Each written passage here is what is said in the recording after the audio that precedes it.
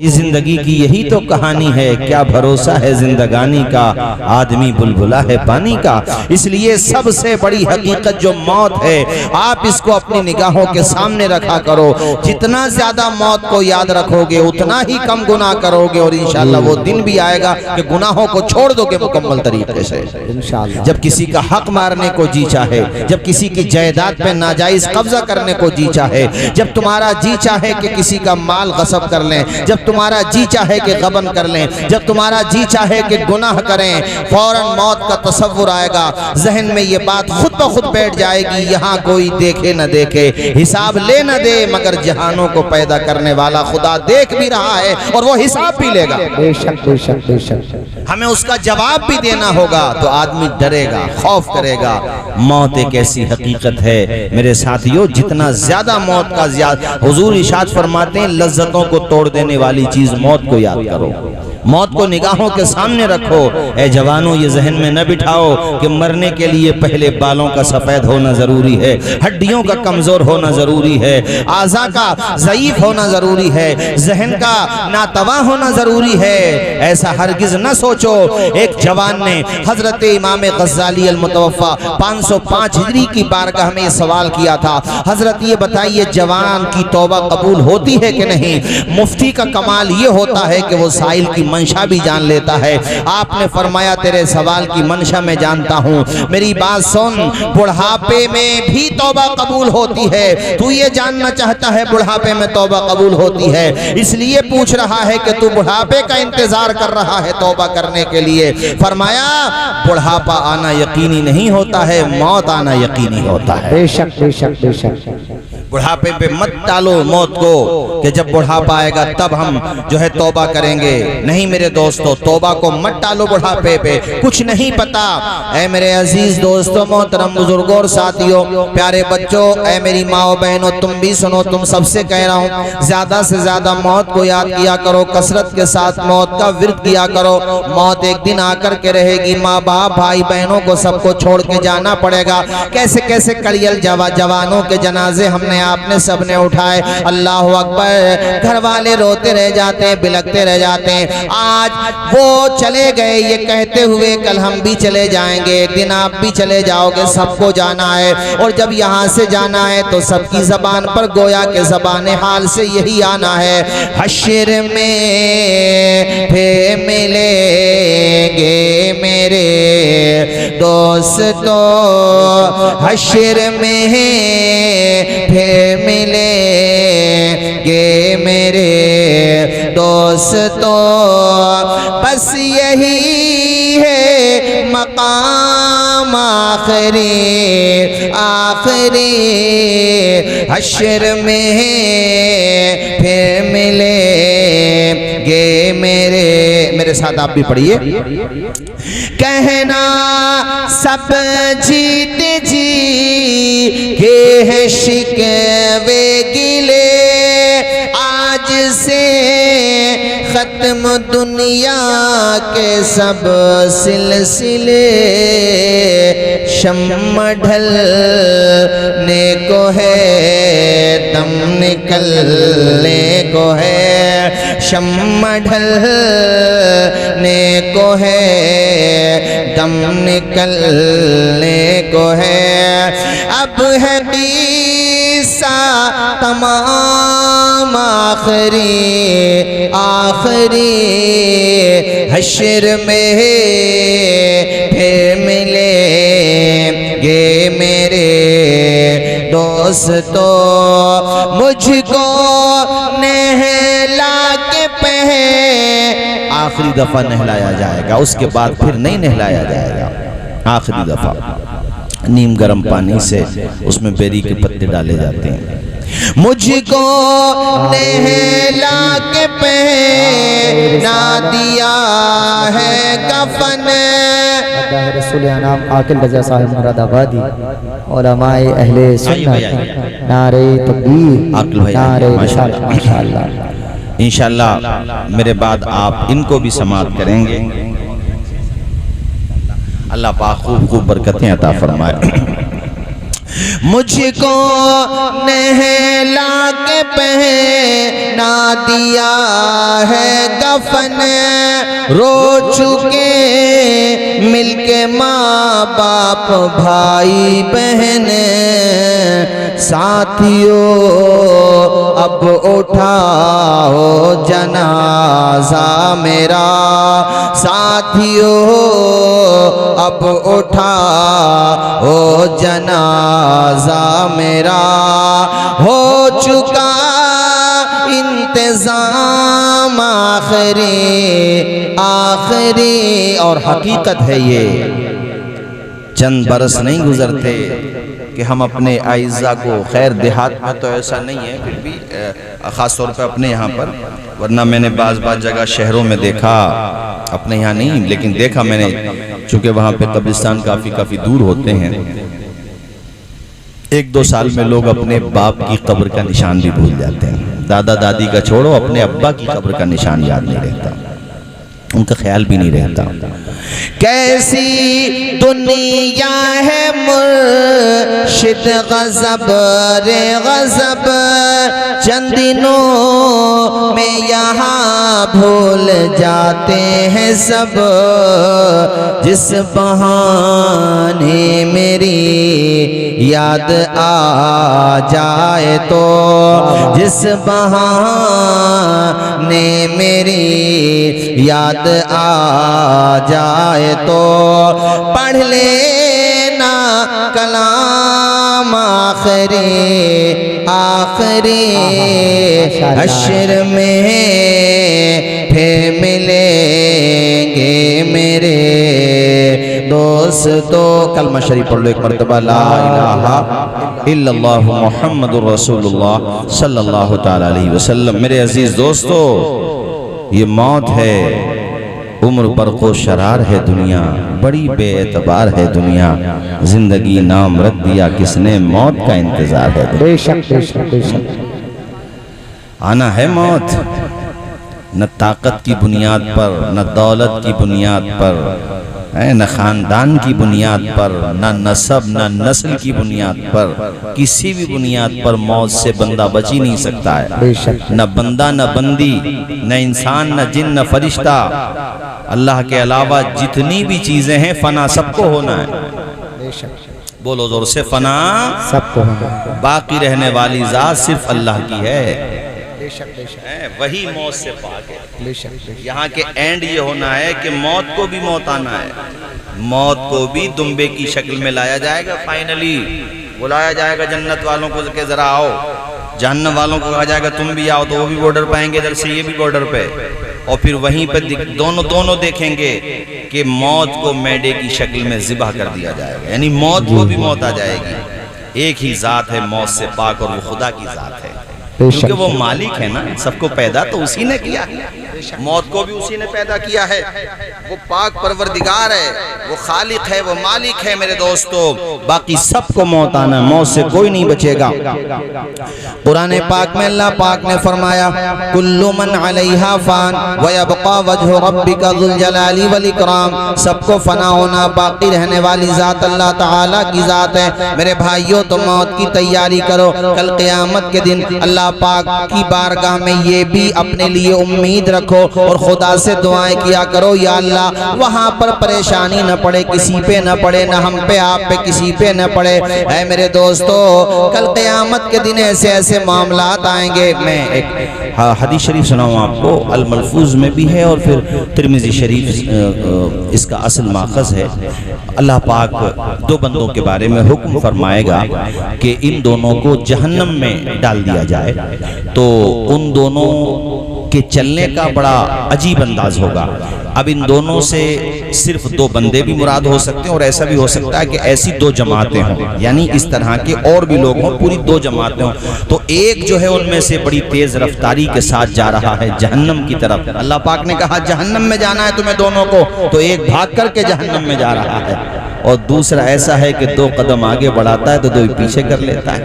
اللہ پاک عالم الغیب ہے، دلوں کا بھید جانتا، سب کچھ جانتا۔ اللہ پاک فرمائے گا دونوں بندوں ٹھہر جاؤ، تم یہ بتاؤ اس طریقے سے کیوں جا رہے ہو، بھاگ کر کیوں جا رہا ہے تو؟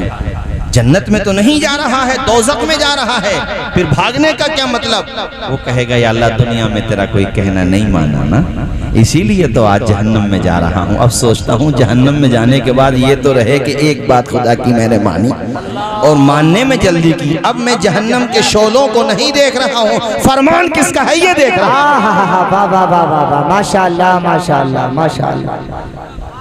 میں آہستہ آہستہ جاؤں تب بھی جانا ہے، آہستہ آہستہ جاؤں تب بھی جانا ہے، لیکن جب جانا ہی ہے تو اب یہ نہیں دیکھنا ہے کہ کہاں جا رہا ہوں، یہ دیکھنا ہے کس کے کہنے سے جا رہا ہوں۔ جانا تو ہے، اس لیے میں بھاگ کر جا رہا ہوں تاکہ جہنم میں یہ بات رہے خدا کی ایک بات تو میں نے مانی اور ایک بات ماننے میں نے جلدی کی۔ ماننا تو بہرحال ہے، اگر آہستہ رفتار سے جاؤں گا تو ایک عام سا طریقہ ہوگا، مگر تیز جاؤں گا تو مطلب اس کا یہ ہے میرا دل مطمئن ہوگا۔ خدا کا ایک فرمان میں نے بہت بس سر و چشم تسلیم کیا، اللہ پاک فرمائے گا یہیں ٹھہر جا، ابھی آگے مت بڑھ۔ اللہ کہے گا اس بندے سے جو آہستہ اتنا ہی چل رہا ہے کہ آگے بڑھتا اتنا پیچھے ہو جاتا ہے، اے میرے بندے جب تجھے جانا ہی ہے تو آگے کیوں نہیں بڑھ رہا ہے، آگے قدم کیوں نہیں بڑھاتا ہے؟ وہ بندہ عرض کرے گا یا اللہ بے شک تو نے جہنم میں جانے کو کہا ہے، میں جا بھی رہا ہوں، مگر یا اللہ میرا دل اس بات پر ہے اب بھی کہ تو مجھے معاف کر دے گا، تو میری خطاؤں کو بخش دے گا۔ یا اللہ تو بڑا کریم ہے، تو ارحم الراحمین ہے، تو اکرم الاکرمین ہے، رب العالمین ہے، یا اللہ خطاؤں کو بخش دیتا ہے۔ تو نے قرآن میں فرمایا یا عبادی الذین اسرفوا علی انفسہم لا تقنطوا من رحمت اللہ، اپنی جانوں پہ ظلم کرنے والوں، گناہ کرنے والوں، اپنے نام اعمال کو گناہ سے سیاہ کرنے والوں، میری رحمت سے نا امید مت ہو جانا، میری رحمت بہت بڑی ہے۔ یا اللہ بے شک دنیا ختم ہو گئی، زندگانی ختم ہو گئی، مگر میری رحمت کا سلسلہ اب بھی، یا اللہ میرے دل میں تیری رحمت سے امید اب بھی باقی ہے، بے شک تو نے جہنم میں جانے کا حکم دے دیا۔ اللہ تعالیٰ کو دونوں کا جواب اتنا پسند رب فرمائے گا اے دونوں میرے بندو ایک دوسرے کی انگلی تھامو، اب تمہیں جہنم میں نہیں جانا ہے بلکہ مسکراتے ہوئے جنت میں داخل ہو جانا ہے۔ سبحان اللہ، ذرا بولو نا یاد زور سے سبحان اللہ۔ سبحان اللہ۔ تھوڑی دیر اور تقریر کروں گا، اس کے بعد ہمارے برادر صغیر عاقل رضا یہ مراد آباد سے تشریف لائے ہیں، ہمارے مہمان ہیں، انہیں آپ کو سنائیں انشاءاللہ، بہت اچھا پڑھتے ہیں، آپ کا دل خوش ہو جائے گا۔ تھوڑی دیر اور سنو تو اللہ تعالیٰ فرمائے گا دونوں کو جنت میں جانا ہے، زور سے بولو کہاں جانا ہے؟ جنت۔ ارے اونچا بول دو نا یار، کہاں جانا ہے؟ اللہ کا کرم دیکھو، اللہ کا فضل دیکھو، اللہ پاک نے دونوں کو معاف فرما دیا ہے۔ سوکھی ٹہنی کو ساز دیتا ہے، پتھروں کو بھی ناز دیتا ہے، سوکھی ٹہنی کو ساز دیتا ہے، پتھروں کو بھی ناز دیتا ہے، اس کی قدرت کے سب کرشمے ہیں، اس کی قدرت کے سب کرشمے ہیں، جس کو چاہے نواز دیتا ہے۔ بے شک بے شک بے شک۔ ایک روایت اور سنو اس کے بعد تقریر ختم، چونکہ وقت بھی کافی ہو گیا، اتنا لمبا جلسہ تو کبھی کبھی ہوتا جتنا ابھی ہو رہا، کسی اور بستی کے لوگ ہوتے تو شاید اب تک سو رہے ہوتے جی۔ کہ مولانا لوگ ختم نہیں ہونے میں نہ آ رہے تو ہم ہی ختم ہو جائیں، پورے جلسہ ختم ہو گیا ایک جگہ تو نقیب صاحب نے کہا بھی کہاں جا رہے ہو، تو بولے جب تمہارے ختم ہو رہے تو ہم ختم ہو جائیں، پھر کیا کریں؟ لیکن یہاں یہ میں بتا دوں آپ کو کہ بس یہیں پر ہیں، اور یہ ہمارے نقیب صاحب ماشاءاللہ ان کا بھی جواب نہیں، ان کے لیے دعا کرو کہ ولیمہ ہو جائے۔ آمین کہہ دو ذرا، آمین کہہ دو، بہت لوگ انتظار کر رہے ہیں ان کے موڑا چاول کا۔ ارے تبھی ہو گیا سنو۔ اچھا اللہ پاک شاد و آباد رکھے ہمارے قاری ریاض صاحب کو، بڑے آن لائن بھی پڑھتے ہیں، آن لائن کے علاوہ یہ آف لائن بھی پڑھتے ہیں، اور یہ بڑے مخلص اور اس بستی کے لیے ایک سعادت ہیں، نعمت۔ علامہ حسیب الرحمن صاحب تشریف فرمائیں، یہ نعت خواں بھی ہیں اور بہترین مدرس بھی ہیں، اور مجھے ان کا یاد ہے انہوں نے مدرسہ قائم کیا تھا۔ ایسے بچے جو اپنی بستیوں میں ہوتے ہیں نا، ان کی قدر کیا کرو، یہ آپ کو دین کے قریب کرتے ہیں۔ ان کے ابا کا انتقال ہوا تو جنازہ شاید آپ نے پڑھایا تھا نا، دیکھ رہے ہو، یہ ہوتا ہے، کتنی روح خوش ہوئی ہوگی ابا کی۔ کہ میرا بیٹا میرے لیے دعائے مغفرت کر رہا ہے، رب کے کرم سے امید ہے کہ دعائے جنازہ بعد میں ختم ہوتا ہوگا، مغفرت کا پروانہ پہلے آ جاتا ہے۔ واہ واہ واہ واہ واہ واہ۔ ورنہ اربوں پتی نہ کھربوں پتی بنا دو، ہمارا راشٹرپتی بنا دو، ابا کا جنازہ نہ پڑے تو بولو کتنا ہی مالداروں دور کھڑا ہوا ہو، جنازہ نہ پڑے تو کیا کرے گا ابا اس کا، کتنی تکلیف ہوگی، مگر ذمہ دار تو کہیں نہ کہیں باپ بھی ہے۔ اتنا تو پڑھانا چاہیے تھا کہ کم از کم وہ ناظرہ پڑھا ہوا ہوتا قرآن شریف سے تلفظ کے ساتھ، اور دعائے جنازہ تو اسے یاد ہوتی۔ اور ایک بات اور بتا دوں آپ کو، اگر دعائے جنازہ یاد نہیں بھی ہے تب بھی نماز جنازہ میں شرکت کیا کرو۔ یہ نہیں ہے گھر سے چلے تو 2000 تھے اور جب جنازے کی نماز پڑھنے کھڑے ہوئے تو 1000 رہ گئے، 1000 دائیں بائیں ہو گئے، چھٹ گئے۔ یہ چھٹ کیوں گئے آپ؟ کھڑے ہو جاؤ سب لوگ، 2 فرض ہیں نماز جنازہ میں، قیام اور تکبیریں، تو کھڑے تو ہوئی، کھڑے تو ہونا ہو جا کر کے، اور تکبیر امام صاحب کے پیچھے گیا تو یہ تکبیر بھی یاد نہ، ایسے تو خیر کوئی نہ ہو جو تکبیر یاد نہ ہو، اللہ اکبر سبھی کو یاد ہے، نماز میں پڑھتی ہو سبحانک اللہم پڑھ دو پہلی تکبیر کے بعد، دوسری کے بعد درود شریف پڑھ دو جو پڑھتے ہو نماز میں، اور تیسری کے بعد دعا پڑھ لی، دعا یاد نہیں ہے تو ربنا آتنا فی الدنیا پڑھ دو مکمل۔ لیکن اس کا مطلب یہ نہیں ہے کہ یاد نہیں کرو، یاد دعا ہی کرنا ہے۔ ذرا بولو زور سے، اس لیے میں نے کہا آپ سے میرے بھائیوں، یہ ان کے والد صاحب کا چہلم ہے، تو والد کے حوالے سے میں آپ کو بتا دوں، دیکھو گھر میں سب کچھ ہو، باپ نہ ہو یا ماں نہ ہو یا دونوں نہ ہو، تو خدائی قسم ایسے لگتا ہے جیسے باغ کی بہاریں ختم ہو گئی، جیسے گھر کاٹنے کو دوڑ رہا ہے، رونق ختم ہو جاتی ہے۔ دنیا میں لوگ قدر نہیں کرتے ماں باپ کی۔ خیر ایک یہ واقعہ سن لو، روایت ہے کہ نام اعمال تولے جائیں گے ایک بندے کے، تو اس کے اعمال برابر ہوں گے دونوں طرح کے، یعنی نیکیاں بھی اور گناہ بھی۔ وہ جو میزان ہے نا جس میں بندوں کے اعمال تولے جائیں گے، تو جب دنیا میں ہم لوگ تولتے ہیں تو جس پلے کا وزن بھاری ہوتا ہے وہ نیچے کو آتا ہے، ایسی ہوتا نا، وہاں ایسا نہیں ہوگا، وہاں جس میں جتنا زیادہ ہوگا وہ اوپر کو جائے گا۔ تو یہ الٹا طریقہ نہیں ہے، سیدھا یہی ہے۔ جیسے آپ اپنے مکان کی دیوار بناؤ تو جتنی اینٹیں لگاؤ گے اتنے اوپر کو جائیں گی نا، ایسے آج بھی بعض پیمانے ہوتے ہیں، آج بھی ہوتے ہیں۔ جیسے گیہوں کو آپ تولتے ہیں تو جتنا زیادہ گیہوں بڑھے گا تو اوپر کو بڑھے گا نا، تو وہاں جو میزان ہے جو جن پہ نام اعمال تولنے جا رہے ہیں، تو جس میں زیادہ وزن ہوگا جھکے گا نہیں، وہ اوپر کو جائے گا، یعنی اس کا اوپر وہ اتنا بڑا ہے۔ ایک دفعہ حضرت داؤد علیہ السلام نے اللہ کی بارگاہ میں کہا، یا اللہ میں دیکھنا چاہتا ہوں وہ کتنا بڑا ترازو ہے جس میں تو بندوں کے اعمال تولے۔ کہا داؤد رہنے دو مت دیکھو، کہا یا اللہ مجھے دکھا دے۔ اللہ پاک نے پردے ہٹا دیے، ان کی آنکھوں سے حجابات ہٹ گئے، انہوں نے دیکھا اتنا بڑا ترازو ہے کہ وہ دیکھ کر کے بے ہوش ہو گئے۔ جب ہوش میں آیا تو کہا یا اللہ اتنا بڑا ترازو کیسے بھرے گا، یعنی اتنا بڑا ترازو کہ 7 زمینیں آ جائیں اس میں، اتنا بڑا ترازو، یہ نام اعمال کیسے بھرے گا، اعمال سے کیسے بھرے گا ترازو، کس طریقے سے اس کو مکمل کیا جائے گا۔ اللہ پاک نے فرمایا داؤد وہ ہم جانے، ہم جس بندے سے خوش ہو جائیں اور وہ دل کے ساتھ میری رضا کے لیے، دکھاوے کے لیے نہیں، خلوص و للہیت کے ساتھ صرف توحید کا اقرار کر لے اور پڑھ لے اشہد ان لا الہ الا اللہ، تو میں پورا پلرا نیکیوں سے بھر دیتا ہوں۔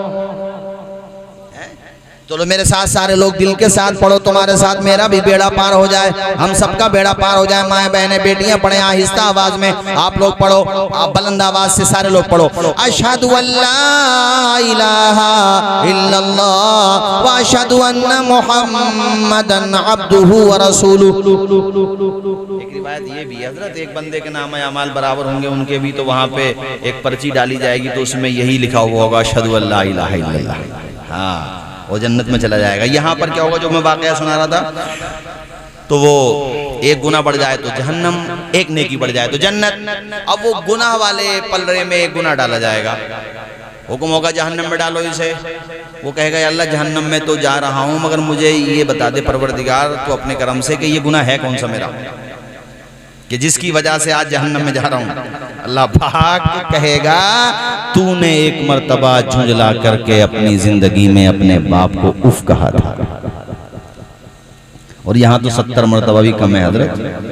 ابا سے سیدھے منہ بات کرنا بیٹے کا احسان ہے، ابا کا نہیں ہے۔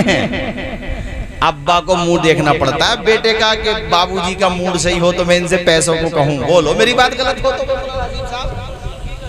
اور گھر میں بیلنس اس گھر کا بنا رہے گا جس گھر میں بڑے بوڑھے کا اثر رہے گا، بڑی بوڑھی کا اثر رہے گا، اور جس گھر میں بڑے بوڑھے اور بڑی بوڑھی یہ ڈریں اپنی آل اولاد سے تو وہ پھر وہ گھر تباہی کے دہانے پر ہے میرے دوست۔ ہاں چاہے سنگ مرمر لگا وہ تاج محل بنا لو گھر کو، اگر بڑے بوڑھوں کی قدر نہیں ہے تو گھر میں برکت نہیں ہوگی۔ برکت کا مطلب ایک یہ بھی ہوتا ہے دل کو سکون نہیں ہوگا، قرار نہیں ہوگا، سکون تبھی ملے گا جب بڑے بوڑھوں کا اثر رہے گا۔ بات یہ ہے کہ بوڑھا باپ ڈانٹ دے نا جوان بیٹے کو پلٹ کے جواب نہ دے، بات تب ہے۔ ایک مرتبہ اف کہا، اللہ پاک فرمائے گا جہنم میں ڈالو۔